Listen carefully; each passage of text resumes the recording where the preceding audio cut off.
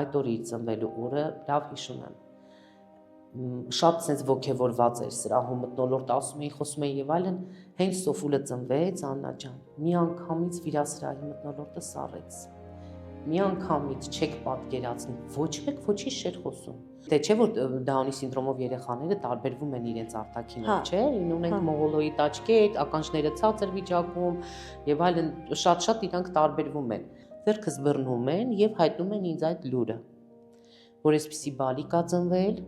ճիշտ կլինի որ դու իրանից հրաժարվես, այդ երեխաները երեխա չեն դառնում, ամբողջ կյանքը տառապելու ես, տուժվելու ես,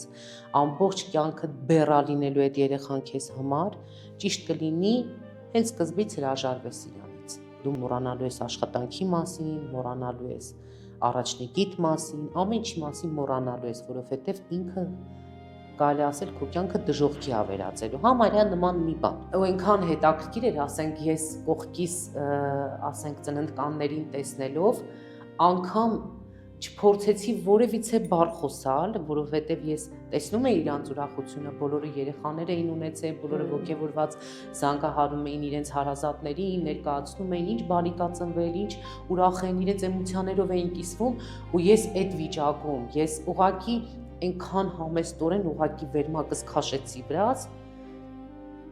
ու հանգիստ պարկեցի, ոչինչ չարեցի, որ իրենց ուրախությունը կոպիտ ասած չխաթարվի։